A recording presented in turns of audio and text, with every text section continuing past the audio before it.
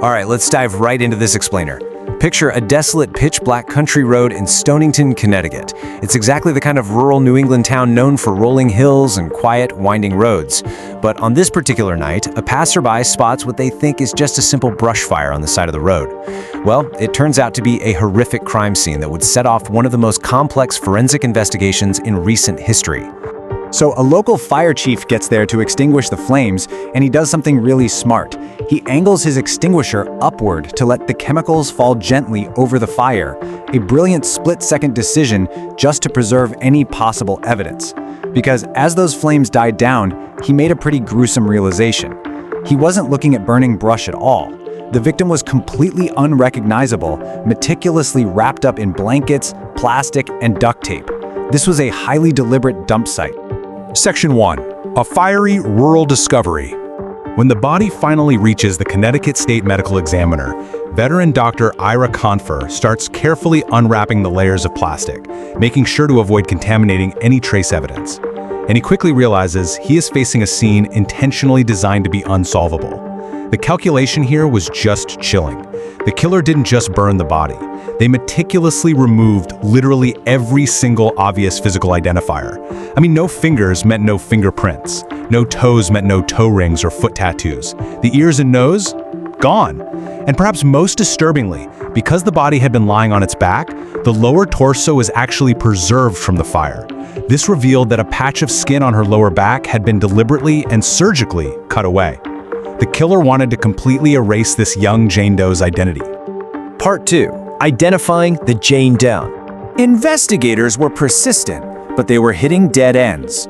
After scouring Connecticut databanks for missing light-skinned women with lower back tattoos and finding absolutely nothing, they were getting desperate for a lead. So, they expanded their search radius 80 miles away, right across the Long Island Sound in New York. And there, they found a hit. A vibrant 24-year-old nursing assistant named Rebecca Koster had vanished after a night out with friends. Suddenly, the pieces start to click together.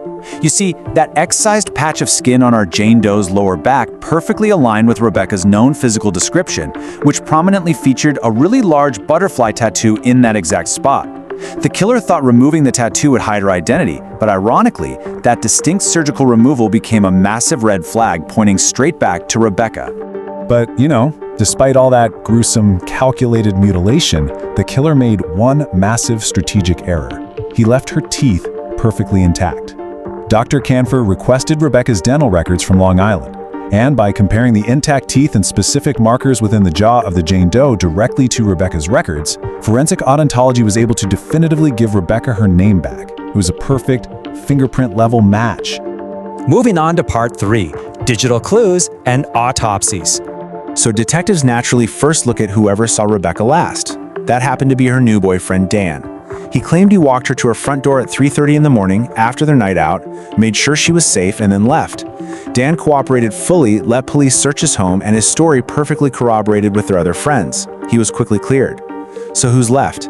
Detectives pulled Rebecca's phone records and found a rapidly narrowing window of her final hours. After getting home at 3:30 a.m., she gets 2 very late-night calls from a mysterious 617 area code number, a 15-minute call at 4:10 a.m., and then a really brief 20-second call at 4:27 a.m. When police tried to trace the 617 number, they hit a total wall. It was an untraceable burner phone. But here is the thing. You can't hide from cell towers. Telecommunications data track the burner phone's movement by following its pings from tower to tower. The data showed the phone moving steadily from west to east. By the time of that final 20-second call at 4:27 a.m., the signal triangulation revealed a chilling reality. The unseen predator was sitting right outside Rebecca's home, likely calling to tell her to come outside. She made a tragic decision to trust someone in the middle of the night.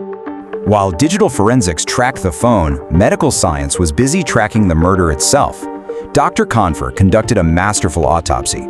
First off, he found no soot in her lungs. This proved medically that Rebecca was deceased before she was set on fire. She wasn't burned alive. Instead, he found a stab wound to the liver with pooled blood, alongside 4 sharp force injuries to the neck. And an X-ray confirmed an air embolus, which basically means air got sucked into her severed neck veins and stopped her heart dead. This was a violent, highly lethal stabbing. Section 4. Unmasking the killer. Retracing Rebecca's steps led detectives straight to the bar she visited that night, a place called Butcher Boy. There, camera footage captured something incredibly unsettling.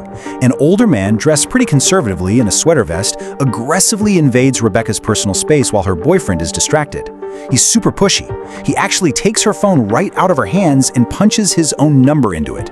A witness named Jennifer remembered this guy well, noting that he had introduced himself to them as Jay Brown. Computer crimes detectives extracted the data from Rebecca's phone and found the contact Jay Brown linked perfectly to that untraceable 617 burner phone number. But spoiler alert, Jay Brown didn't exist. It was just an alias for a man named Evans Gantier. And unlike the fake Jay Brown, the real Evans Gantier had a highly disturbing background. We're talking domestic incidents with a girlfriend and allegations of secretly photographing women in his garage. Meanwhile, back at the Connecticut crime lab, latent fingerprint examiners achieved something nearly impossible. From the sticky side of that heavily burned duct tape wrapped around the body, they somehow managed to pull exactly 2 thumbprints. Both the left and right thumbprints were run through the state database, and boom, they were a perfect match to Evans Gantier. Which brings us to part 5, alibi versus medical science. Armed with the fingerprints and the cell data, police stake out Gantier's SUV in the Bronx and arrest him. But instead of confessing to the murder, Gantier spins this bizarre tale. He claims Rebecca came to his house, had some sort of medical episode, tripped over some dumbbells in his garage, hit her head on the cement, and died accidentally. Then he claims he panicked and dismembered her. But Dr. Kanfer's autopsy dismantled that lie instantly. There were absolutely 0 skull fractures or subdural hemorrhages. Instead, the medical evidence clearly showed pre-mortem stab wounds to the neck and liver. And then, the prosecution posed the ultimate undeniable question that completely shattered his alibi once and for all.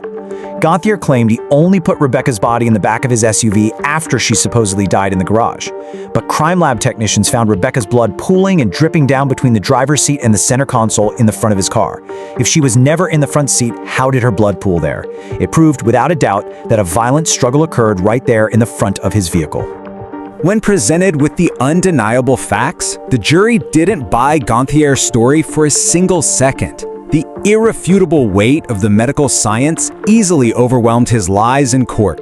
After an exhausting 4-week trial, it took the jury merely 5.5 hours to deliver a guilty verdict. Evans Gantier was sentenced to the maximum of 25 years to life, ensuring he couldn't walk the streets and prey on anyone else. You know, this case is a profound reminder of why we rely so heavily on objective data. As the medical examiner noted, we did speak for the dead. Forensic science gave a voice to a silenced victim whose killer tried to erase her entirely. It leaves you wondering, doesn't it? How many other dark mysteries out there are just waiting for the exact right scientific lens to uncover the truth? Thanks for joining me for this explainer, and keep your curiosity sharp.